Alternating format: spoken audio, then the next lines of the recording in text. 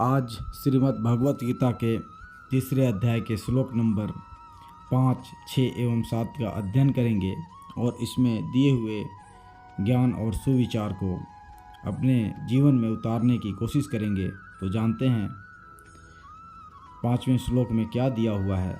इस प्रकार कर्मयोगी के लिए कर्तव्य कर्मों के न करने को योग निष्ठा की प्राप्ति में बाधक और सांख्य योगी के लिए सिद्धि की प्राप्ति में केवल स्वरूप से बाहरी कर्मों के त्याग को गौण बतलाकर अब अर्जुन को कर्तव्य कर्मों में प्रवृत्त करने के उद्देश्य से भिन्न भिन्न हेतुओं से कर्म करने की आवश्यकता सिद्ध करने के लिए पहले कर्मों के सर्वथा त्याग को अशक्य बतलाते हैं और कहते हैं, न ही कसिचित् क्षणम अपि जातु तिष्ठति अकर्मकृत कार्यते हि अवस कर्म सर्व प्रकृति जय गुणः। अर्थात निसंदेह कोई भी मनुष्य किसी भी काल में क्षण मात्र भी बिना कर्म किए नहीं रहता, क्योंकि सारा मनुष्य समुदाय प्रकृति जनित गुणों द्वारा परवश हुआ कर्म करने के लिए बाध्य किया जाता है। जानते हैं कोई भी मनुष्य किसी भी काल में क्षण मात्र भी बिना कर्म किए नहीं रहता। इस वाक्य का क्या भाव है? इससे भगवान ने यह भाव दिखलाया है कि उठना बैठना, खाना पीना, सोना जागना, सोचना मनन करना, स्वप्न देखना, ध्यान करना और समाधिस्थ होना, ये सब के सब कर्म के अंतर्गत है। इसलिए जब तक शरीर रहता है तब तक मनुष्य अपनी प्रवृत्ति के अनुसार कुछ न कुछ कर्म करता ही रहता है। कोई भी मनुष्य क्षण भर भी कभी स्वरूप से कर्मों का त्याग नहीं कर सकता। अतः उनमें कर्तापन का त्याग कर देना या ममता, आसक्ति और फलेच्छा का त्याग कर देना ही उनका सर्वथा त्याग कर देना है। आगे जानते हैं यहाँ कश्चित पद में गुणातीत ज्ञानी पुरुष भी सम्मिलित है या नहीं। गुणातीत ज्ञानी पुरुष का गुणों से या उसके कार्य से कुछ भी संबंध नहीं रहता, अतः वह गुणों के वश में होकर कर्म करता है, यह कहना नहीं बन सकता। इसलिए गुणातीत ज्ञानी पुरुष कसिचित् पद के अंतर्गत नहीं आता। तथापि मन, बुद्धि और इंद्रिय आदि का संघात रूप जो उसका शरीर लोगों की दृष्टि में वर्तमान है, उसके द्वारा उसके और लोगों के प्रारब्धानुसार नाम मात्र के कर्म तो होते ही हैं, किंतु कर्तापन का अभाव होने के कारण वे कर्म वास्तव में कर्म नहीं हैं। हाँ, उसके मन, बुद्धि और इंद्रिय आदि के संघात को कश्चित के अंतर्गत मान लेने में कोई आपत्ति नहीं है, क्योंकि वह गुणों का कार्य होने से गुणों से अतीत नहीं है, बल्कि उस शरीर से सर्वथा अतीत हो जाना ही ज्ञानी का गुणातीत हो जाना है। आगे जानते हैं सर्वः पद किनका वाचक है और उनका गुणों के वश में होकर कर्म करने के लिए बाध्य होना क्या है। सर्वः पद समस्त प्राणियों का वाचक होते हुए भी यहाँ उसे खास तौर पर मनुष्य समुदाय का वाचक समझना चाहिए, क्योंकि कर्मों में मनुष्य का ही अधिकार है और पूर्व जन्मों के लिए हुए कर्मों के संस्कार जनित स्वभाव के परवश होकर जो कर्मों में प्रवृत्त होना है, यही गुणों के वश होकर कर्म करने के लिए बाध्य होना है। आगे जानते हैं गुणः पद के साथ प्रकृति जय विशेषण देने का क्या अभिप्राय है। सांख्य शास्त्र में गुणों की साम्यावस्था का नाम प्रकृति माना गया है, परंतु भगवान के मत में तीनों गुण प्रकृति के कार्य हैं। इस बात को स्पष्ट करने के लिए ही भगवान ने यहाँ गुणः पद के साथ प्रकृति जय विशेषण दिया है। इसी तरह कहीं प्रकृति संभवान, कहीं प्रकृति जान, कहीं प्रकृति संभवा और कहीं प्रकृति जय विशेषण देकर अन्यत्र भी जगह जगह गुणों को प्रकृति का कार्य बतलाया है। आगे जानते हैं प्रकृति शब्द किसका वाचक है। समस्त गुणों और विकारों के समुदाय रूप इस जड़ दृश्य जगत की कारण भूता जो भगवान की अनादि सिद्ध मूल प्रकृति है, जिसको अव्यक्त, अव्याकृत और महद ब्रह्म भी कहते हैं, उसी का वाचक यहाँ प्रकृति शब्द है। आगे छठे श्लोक में जानते हैं पूर्व श्लोक में यह बात कही गई है कि कोई भी मनुष्य क्षण मात्र भी कर्म किए बिना नहीं रहता। इस पर यह शंका होती है कि इंद्रियों की क्रियाओं को हठ से रोककर भी तो मनुष्य कर्मों का त्याग कर सकता है, अतः ऊपर से इंद्रियों की क्रियाओं का त्याग कर देना कर्मों का त्याग नहीं है। यह भाव दिखलाने के लिए भगवान कहते हैं, कर्मेन्द्रियाणि संयम्य यह आस्ते मनसा स्मरन इंद्रियार्थान विमूढ़ात्मा मिथ्याचारः स उच्यते। अर्थात जो मूढ़ बुद्धि मनुष्य समस्त इंद्रियों को हठपूर्वक ऊपर से रोककर मन से उन इंद्रियों के विषयों का चिंतन करता रहता है, वह मिथ्याचारी अर्थात दंभी कहा जाता है। यहाँ कर्मेंद्रियाणि पद किन इंद्रियों का वाचक है और उनका हठपूर्वक रोकना क्या है? यहाँ कर्मेंद्रियाणि पद का पारिभाषिक अर्थ नहीं है, इसलिए जिनके द्वारा मनुष्य बाहर की क्रिया करता है अर्थात शब्द आदि विषयों को ग्रहण करता है, उन स्रोत त्वचा चक्षु रसना और घ्राण तथा वाणी हाथ पैर उपस्थ और गुदा इन 10 इंद्रियों का वाचक है, क्योंकि गीता में श्रोत्रादि 5 इंद्रियों के लिए कहीं भी ज्ञानेंद्रिय शब्द का प्रयोग नहीं हुआ है। इसके सिवा यहाँ कर्मेंद्रियों का अर्थ केवल वाणी आदि 5 इंद्रियां मान लेने से श्रोत्र और नेत्र आदि इंद्रियों को रोकने की बात शेष रह जाती है, और उसके रह जाने से मिथ्याचारी का स्वांग भी पूरा नहीं बनता तथा वाणी आदि इंद्रियों को रोककर श्रोत्रादि इंद्रियों के द्वारा वह क्या करता है, यह बात भी यहाँ बतलानी आवश्यक हो जाती है।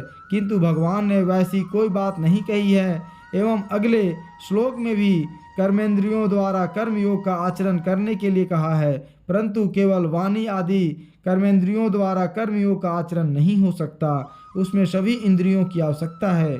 इसीलिए यहाँ कर्मेंद्रियाणि पद को जिनके द्वारा कर्म किए जाएं ऐसी सभी इंद्रियों का वाचक मानना ठीक है, और हठ से सुनना देखना आदि क्रियाओं को रोक देना ही उनको हठपूर्वक रोकना है। आगे जानते हैं, यहाँ यदि कोई साधक भगवान का ध्यान करने के लिए या इंद्रियों को वश में करने के लिए हठ से इंद्रियों को विषयों से रोकने की चेष्टा करता है और उस समय उसका मन वश में न होने के कारण उसके द्वारा विषयों का चिंतन होता है, तो वह मिथ्याचारी है? वह मिथ्याचारी नहीं है, वह तो साधक है, क्योंकि मिथ्याचारी की भांति मन से विषयों का चिंतन करना उसका उद्देश्य नहीं है। वह तो मन को भी रोकना ही चाहता है, पर आदत आसक्ति और संस्कार वश उसका मन जबरदस्ती विषयों की ओर चला जाता है, अतः उसमें उसका कोई दोष नहीं है। आरंभ काल में ऐसा होना स्वाभाविक है। आगे जानते हैं, यहाँ संयम्य पद का अर्थ वश में कर लेना मान लिया जाए तो क्या हानि है? इंद्रियों को वश में कर लेने वाला मिथ्याचारी नहीं होता, क्योंकि इंद्रियों को वश में कर लेना तो योग का अंग है। इसलिए यहाँ संयम्य का अर्थ जो ऊपर किया गया है वही ठीक है। आगे जानते हैं, इंद्रियार्थन पद किनका वाचक है? 10 इंद्रियों के शब्द आदि समस्त विषयों का वाचक यहाँ इंद्रियार्थन पद है। अध्याय 5 श्लोक 9 में भी इसी अर्थ में इंद्रियार्थेषु पद का प्रयोग हुआ है। आगे जानते हैं, वह मिथ्याचारी कहलाता है। इस कथन का क्या भाव है? इससे यह भाव दिखलाया गया है कि उपर्युक्त प्रकार से इंद्रियों को रोकने वाला मनुष्य मछलियों को धोखा देने के लिए स्थिर भाव से खड़े रहने वाले कपटी बगुले की भांति बाहर से दूसरा ही भाव दिखलाता है और मन में दूसरा ही भाव रखता है, अतः उसका आचरण मिथ्या होने से वह मिथ्याचारी है। अब आगे जानते हैं 7वें श्लोक में क्या दिया हुआ है। इस प्रकार केवल ऊपर से इंद्रियों को विषयों से हटा लेने को मिथ्याचार बतलाकर अब आसक्ति का त्याग करके इंद्रियों द्वारा निष्काम भाव से कर्तव्य कर्म करने वाले योगी की प्रशंसा करते हैं। कहते हैं, यह तु इंद्रियाणि मनसा नियम्य आरभते अर्जुन कर्मेन्द्रियः कर्मयोगम असक्तः स विशिष्यते।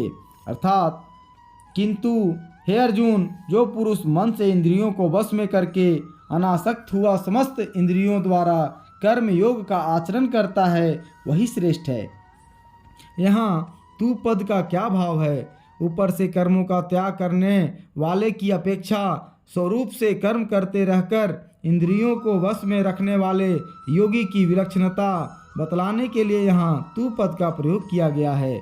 आगे जानते हैं यहाँ इंद्रियाणी और कर्मेंद्रिया, इन दोनों पदों से कौन सी इंद्रियों का ग्रहण है।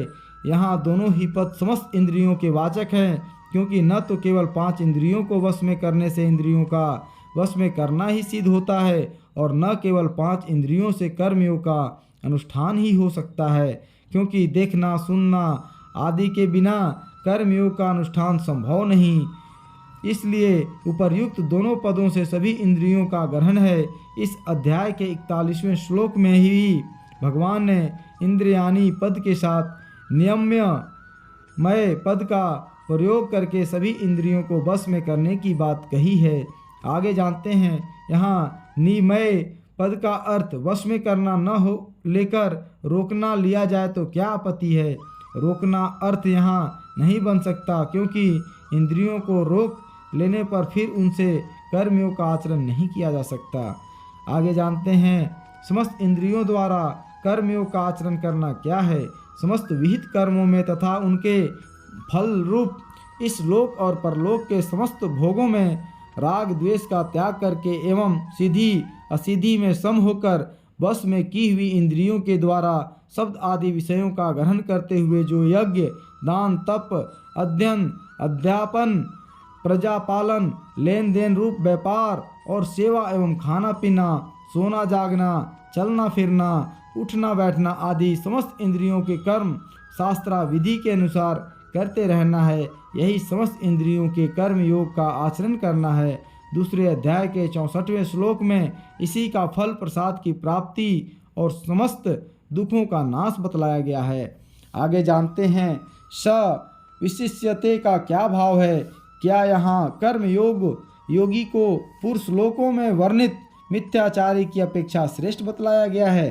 स विशिष्यते से यहाँ कर्म योगी को समस्त साधारण मनुष्यों से श्रेष्ठ बतलाकर उसकी प्रशंसा की गई है। यहाँ इसका अभिप्राय कर्म योगी को पूर्व वर्णित केवल मिथ्याचारी की अपेक्षा ही श्रेष्ठ बतलाना नहीं है, क्योंकि पूर्व श्लोक में वर्णित मिथ्याचारी तो आसुरी संपदा वाला दंभी है, उसकी अपेक्षा तो सकाम भाव से विहित कर्म करने वाला मनुष्य भी बहुत श्रेष्ठ है। फिर दैवी संपदा युक्त कर्म योगी को मिथ्याचारी की अपेक्षा श्रेष्ठ बतलाना तो किसी वैश्या की अपेक्षा सती स्त्री को श्रेष्ठ बतलाने की भांति कर्म योगी की स्तुति में निंदा करने के समान है। अतः यहाँ यही मानना ठीक है कि सविष्यते से कर्म योगी को सर्वश्रेष्ठ बतलाकर उसी की प्रशंसा की गई है। इस प्रकार 7वां श्लोक समाप्त हुआ। आज के लिए इतना ही, फिर मिलेंगे अगले श्लोक में। धन्यवाद।